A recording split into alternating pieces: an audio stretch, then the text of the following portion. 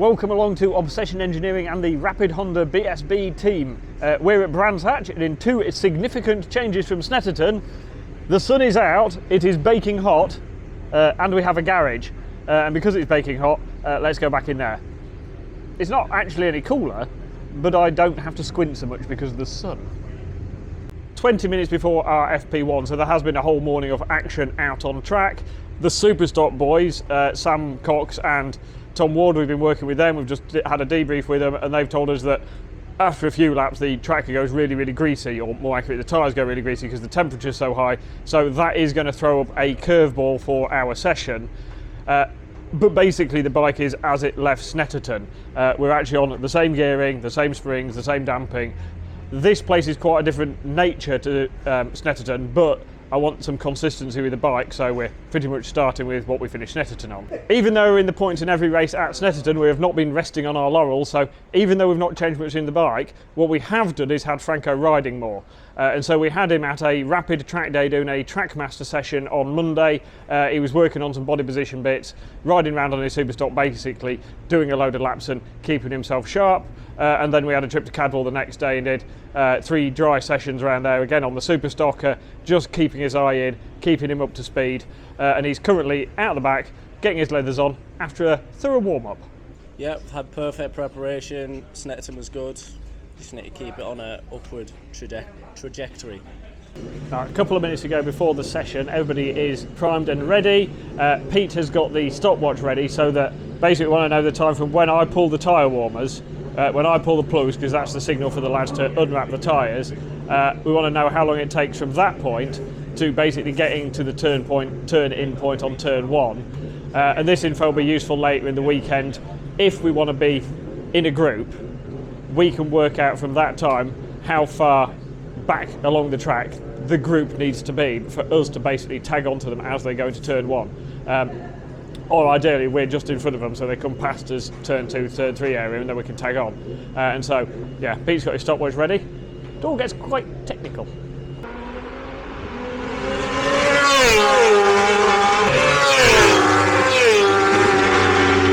He's currently 10th after basically half the session, which is not bad going. But he came in and said basically the front feels like it's one bit, it's like pushing quite easily. I thought we might be slightly soft on front springs. So he came in, swapped the springs over, just got up like 1/4 Newton on the average. Yeah, and sent him back out to try and get a few more laps.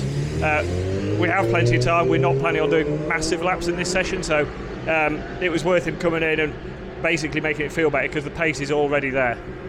He likes this place. He's sharp at the moment. FP1 P7. So that is a very strong start. It's the start we needed, really, wasn't it? Yeah. Yeah, let's say we're carrying on that momentum from Snet. Preparation's been spot on. I think that's the key, really. Yeah, it's good, wasn't it? Yeah, so just keeping the progression going. Like the preparation's been spot on, and I think it has shown, really, hasn't it? We've got Jim here. Just had a proper start to the weekend, really. It's gone now, but yeah, it's shown in the times, isn't it?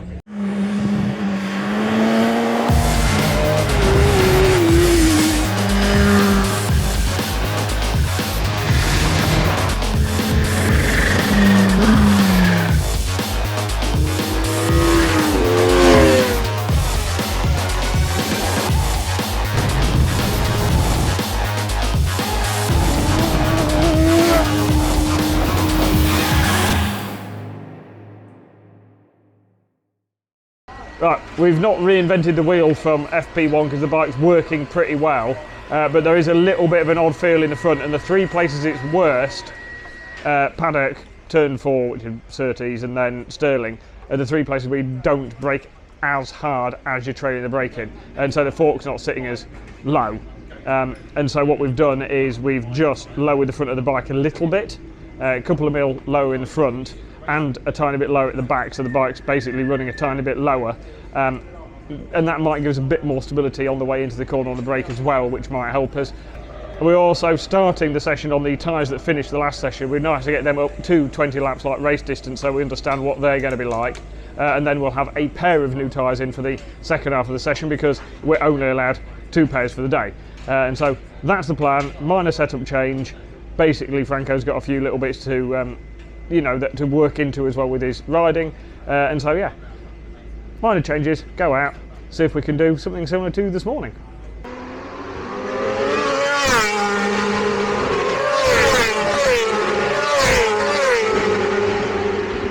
Right, we've come out the back of the garage where it's a little bit quiet because the incredibly good leaf blower we have for cooling the bike down is incredibly noisy.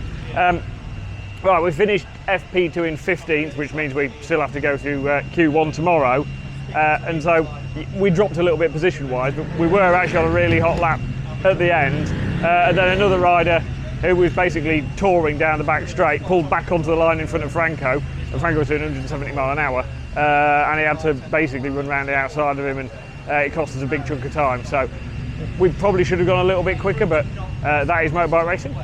Such is life. We did go 0.3 quicker than this morning, so it's not a bad session. 15th the BSB we shouldn't complain about, but there is of course a few places where we still need to improve.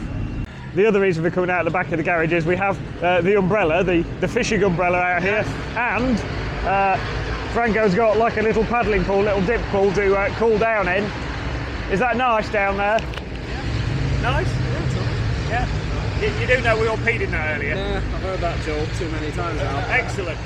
Right, I'm going to have to put my camera down because it's going to be awkward writing me notes for my debrief and doing this as well. But there's it. You can chill. We can work out what we're going to do next. It might be hot and sweaty in the garage, but there is one distinct advantage to the heat, and that's it. We can sit outside and do some al fresco dining. And Claire has rustled up a rather awesome looking steak and chips with some salad and bits. And so that's going to go down really, really well because we like steak, and who doesn't like chips? The bike's complete, which means Rob and Chris have done all their work for tonight, and that is ready to go tomorrow.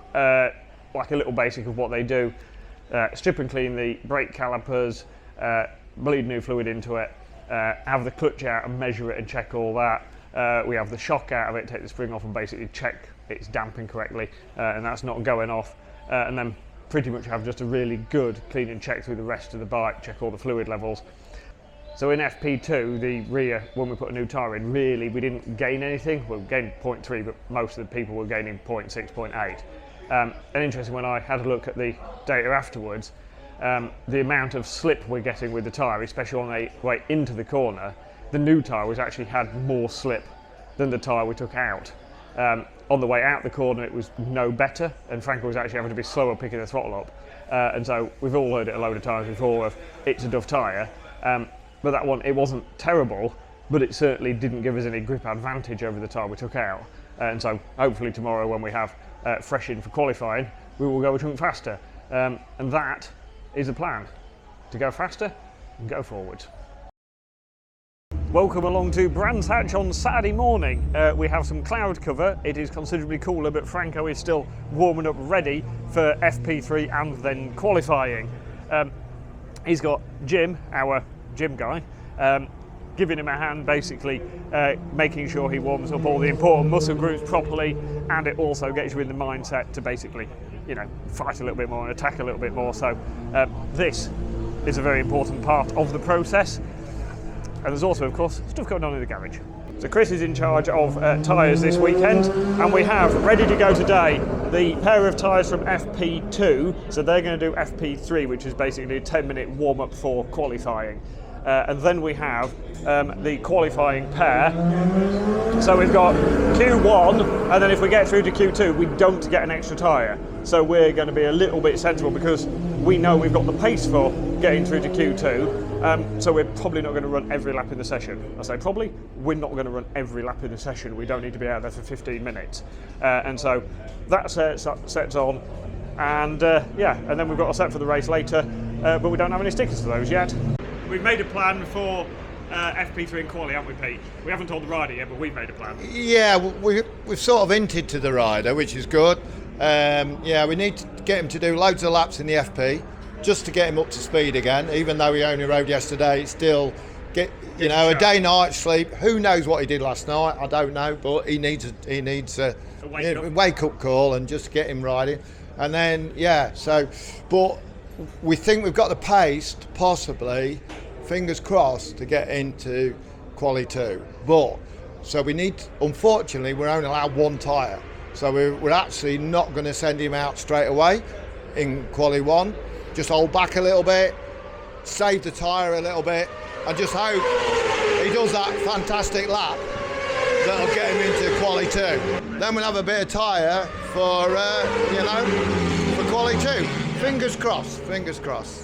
10 minutes we go before FP3, which is 10-minute session, then it's 10 minutes and into Q1, and if we get through Q1, we get 7 minutes to just basically splash some fuel in the bike, have a quick look round. We can make a little bit of adjustment if we need to, and go back out. So, that is the plan. Plenty of laps in FP3, basically the full session. We're not going to go straight out in FP in Q1, and then for Q2, we're going to go and get high on the grid. That's the plan. So we had our plan for FP3, Q1, and if we were lucky, Q2. But the big question is, did it all go to plan? It's worked out all right, hasn't it, Pete? Fantastic. The boy's been awesome. Delivered absolutely 25s. I mean, yeah, he's up there with the big boys, isn't he? Yeah, P13 in qualifying. It might be unlucky for some, but we'll take that because we think that's good. And his pace, he can consistently do really strong, like 26.0 into the 25s. So come the race, I think we're going to be right in the mix. Yeah, he had to do that with the tyres he had on from Q1. So and they all had new tyres. So yeah, that's to get 13th out of that. That's awesome. Yeah. Hopefully he'll be happy with himself. Yeah. Well, we're happy with him. So we're happy with him. Yeah. Might not tell him, but you know. No. Yeah. Good session. That. Good session. Good session. He gets the clap as he comes in. Solid session, Franco. Cooling fans on to keep the heat out of the bike. But it's park firm A condition, so we can literally take the wheels out of it and nothing else can be done. Good effort. So obviously Rob and Chris are going through detailing the bike. We've fueled it, the wheels are out of it. Chris is changing the, cleaning the brakes, and we are putting new pads in front and rear because the front ones, we've got a measurement for them now. And when we get to a certain point, we just change them because we know they're going to start going off basically. And the rears are wearing at a bit of an odd angle, so we're changing them as well. And then the boys will just basically nut and bolt check everything. Whereas me and Pete are on our laptops. I'm not really sure what Pete's actually looking at, but probably classic motocross bikes, Pete? No, I've been looking at the weather days to find out what's happening. Okay, and then classic motocross bikes? No. Look, you're making me look like I'm not doing anything. I am. We're looking at TSL timing as well. We are. Because we're looking at sector times, we're looking where we're losing and gaining, and they're doing actual work. The numbers and trying to work out the plan for the race, really. Yes, we are. And on to that, we have TSL up, and me and Pete go through this and chat between us, and then we'll actually, Matt has a spreadsheet puts on to see what percentage time loss we're getting in certain sectors. Basically, sector 1 is all weekend has been our weakest sector. So out of the top 15 in Q1, we're last in that sector, and we lose 0.4 to Tommy Bridewell. And over the entire lap, we lose 0.4 to Tommy Bridewell. So that's where we lose it. Sector 2, we're 13th, we actually gain a bit on Tommy. And then third sector, we are 9th, and fourth sector, we are 10th. So we're in the mix where we'd sort of expect to be in sectors 2, 3 and 4, but we are losing a bit in sector 1, which we kind of know is probably mostly at Druids. And so we'll have a little bit more of a look at that and see what we can do. He's not actually spent that long following people, so in the race he might find something there.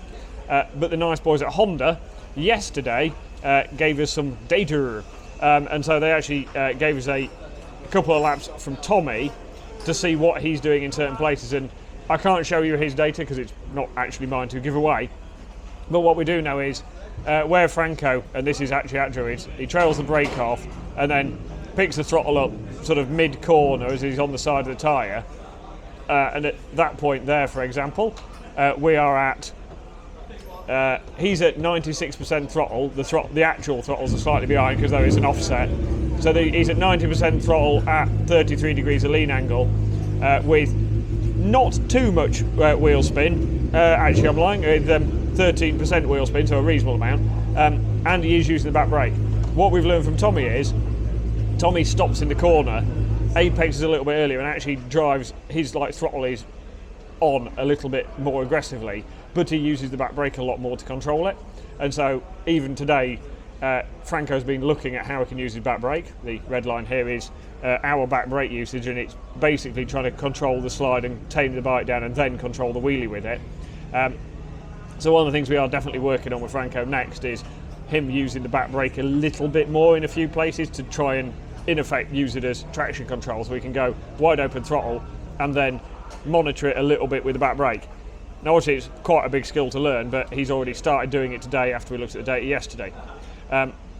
We will go through the whole lap of data, which is lots of squiggly lines, and we'll try and find any details in there, but there's certain things we always look for straight away, and it's how much fork travel we've used. Now we've used 128.6mm of fork travel, which is quite interesting, being as they're 125mm travel fork, but basically there's a rubber bump stop, so at the end of the back straight, where it's quite a steep uphill and you brake into it, he buries it into the bump stop, so he actually squashes the rubber bump stop a reasonable amount. And then we've got the average travel for the shock as well, for the forks, and the same with the shock. So we look at those, and then we will look at we'll look at the landers to make sure we've got a reasonable correction on the landers and nothing's going off and doing anything silly with cylinders. So if we zoom in there on the back straight, when he's wide open throttle, the landers are pretty good. We want to be ideally at 0.9, and they are pretty good, but they should be, because it actually closed loop, so it actually sorts its own fueling out past a certain throttle percentage. And so we'll check that. We will check some gear change parameters and gear change data, so we know when he's actually pressing the gear lever and that it's actually going into gear correctly, and that it's not too short and making a crunchy noise and too long and losing us time. And then bit by bit we'll go through all the data, make sure the bike is basically behaving itself, and see where we think we can make some improvements for later.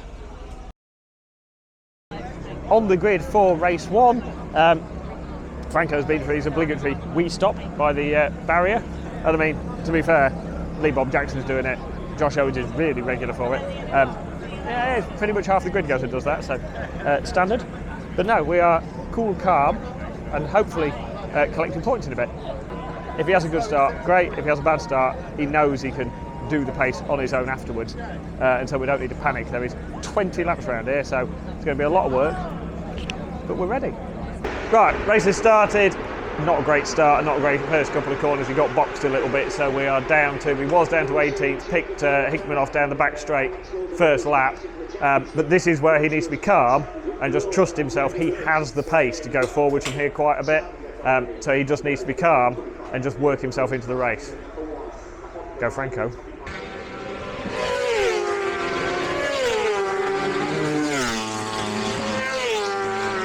Right, 4 laps in, annoyed face, just pulled over at Westfield. It just says technical fault, we don't know what.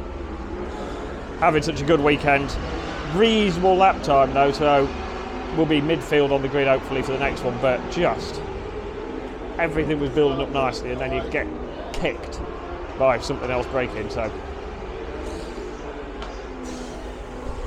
I'm angry. So we're having a bad afternoon because it would appear that our bike has eaten its crankshaft for absolutely no apparent reason. Rider doesn't do anything wrong. Motor's only done 500 kilometres since the refresh, but it is definitely broken. But on the plus side, channel regular and fast superstock boy Tom Ward, who we've been helping out, has just gone on wood. So we're going to pop down the podium, give him a thumbs up.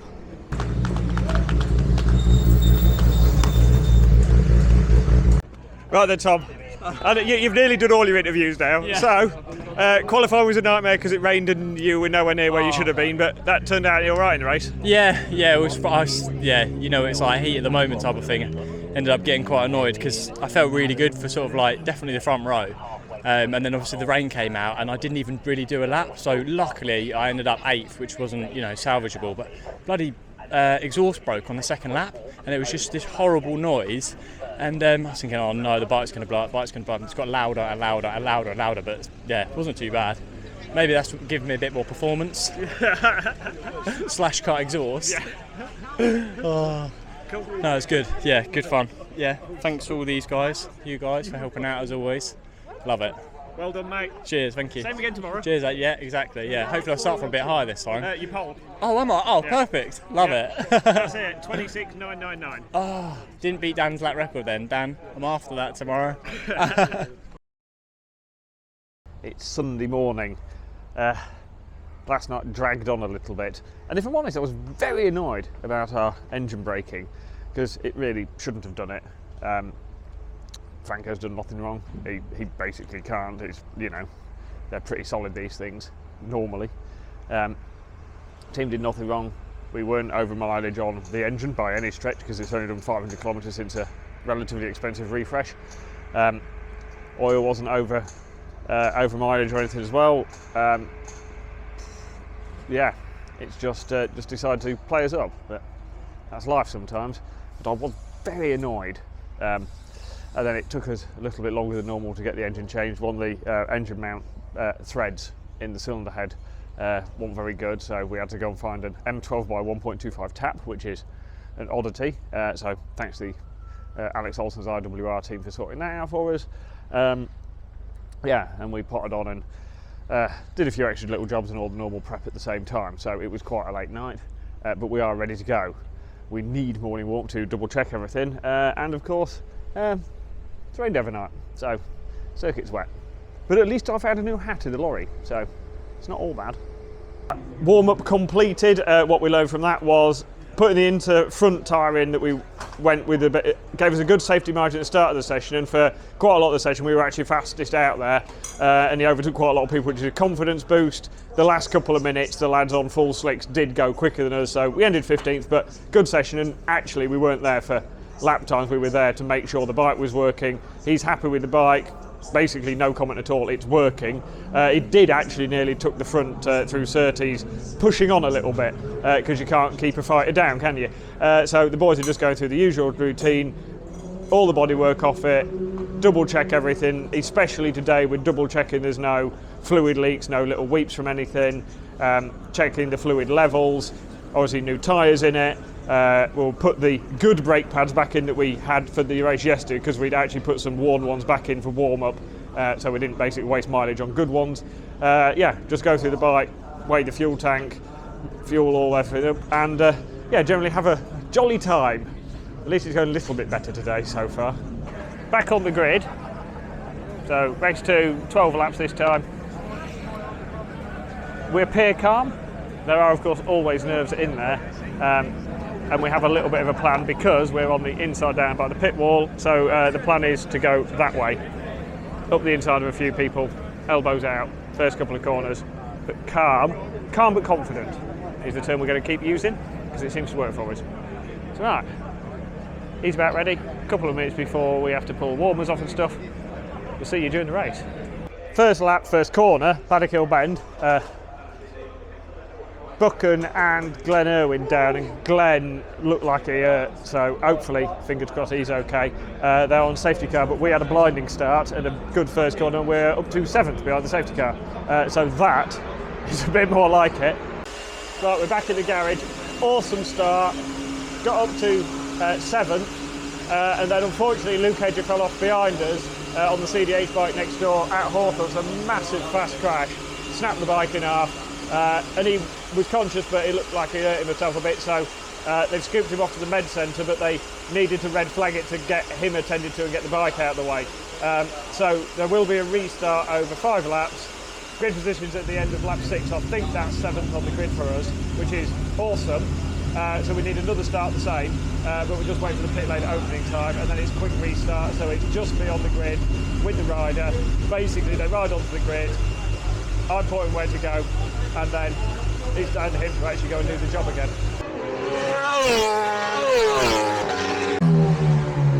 Here's our boy, P9 BSB, another top 10. Mega ride that, mega ride. Right, part firm in the garage, so we can take the wheels out. We can't do anything else to the bike for about half hour. top 10 BSB in the dry, fighting with boys like O'Halloran and Josh Brooks and people like that, taking it to them. That is a proper ride. And all of a sudden, the very late night last night, that seems worth it. So, usual routine, we'll have a quick debrief now. Franco's in his little dip pool cooling down, and then we've got a big debrief, work out the plan for the next race. We know where we are with pace, see if we can just tweak a couple of little details and get even quicker, because that, over 20 laps, that's going to be an important race as well. As a team, we want to keep pushing forward. We want to keep striving for those top 6 results as the season goes on. We know Franco's capable, the team's capable. We've got all the gear. We're getting the experience very quickly. What we need now is a few sponsors, not just for this year. We're already thinking about next year. We've already got plans. We want to keep working with Franco. We want to keep developing young talent. So if you want to get involved, we've got some taster packages for the rest of the season. Let's get in touch via the socials, via Dave's YouTube videos, Facebook or Instagram, and we will sort you out with a package. Anyone is welcome. It's all sort of laughing and joking on the grid. We try and keep him quite calm and quite chilled out. He's nipping for his usual visit. His focus is good today. Jim sort of built him up really well, get his physically warmed up before the sessions, and so going for a pee before a session is good. It's a nerves thing, and nerves are good. He is going to go quick in this one. He just needs to keep it calm. We know he can actually run the pace. Right, end of lap 1 onto telly, and we're 13th. We actually dropped a position first couple of corners or whatever, but he's got back to 12th. He has got Max Cook right on his tail, and him and Max over the years have diced quite a lot, so that'll be good. But yeah, we're in the race, 20 laps. He just needs to keep calm and just keep chipping those laps away. Right, lap 9, he's tipped off it at Druids, unfortunately. He was trying, he was in 13th. He had Glenn Irwin had come through from the back, just in front of him. Yeah, he got past Hickman, he was matching Max Cook, he was similar times to Nesbitt. It looks like he's probably low-sided, he was walking away absolutely fine, but disappointing of course, but we proved again that we've got good pace. But yeah, riding with top lads. Max Cook, Peter Hickman, Josh Brooks, Glenn Irwin came back. Like, we're riding with good lads, we're doing bloody quick times, showing our potential this weekend. Obviously we have only finished one race, but I've never only finished one race and been so happy going home. Because obviously the pace we show in Knockhill, Snetterton and here, I think we all know that going into Truxton we're going to be going there with some pace and giving a lot of people a lot of trouble. So yeah, I'm happy. I'm not happy I crashed, but I'm happy. And to be fair, crashing when you're trying, in your mindset, you know you're trying, as opposed to doing out daft. Yeah, when you're around them lads, it makes it feel. You know, if I was at the back, it wouldn't have been too good, would it? I don't suppose you'd be smiling now. Not so much. No, but yeah, when we overlook it all, it has been a good weekend, really, hasn't it? Yeah, we've proved we've got pace. Yeah, we've had a couple of little niggles, but you know, we're there and we're doing it. Yeah, we're going to be there. Top 5s next week. In 3 weeks. 3 weeks. So I've got a training camp for 2 weeks. Of course you have. Enjoy your holiday, Franco. Spot on. Cheers.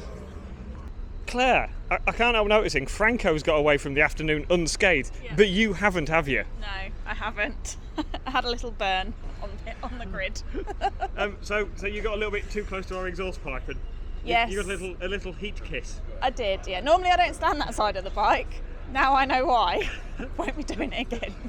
As I'm a qualified first aider, of course, what I should have told you to do was go and run it under attack for like half an hour. Yeah. But what did you do instead? Pit board, because it was the race, so didn't really have a choice. Was there a little bit of blue roll involved? There was. I had a bit of blue roll doused in water that I just held on it in between putting the pit board out. So, you know, just carry on. Another day, another race. It's literally blood, sweat and burning flesh. Yeah, basically. Claire, you're a trooper. Thank you. A few minutes later and the bike is back from scrutineering, sort of technical bay or whatever. Right, we need a GB engine cover. Those are mega and that has saved the engine basically. We need to give it a good wash. Mend that fairing bracket straight. That's about that fixed. Little scuff on the exhaust pipe, little scuff on the foot peg. Those Spider foot pegs are sturdy. I don't think we've broken one yet this year.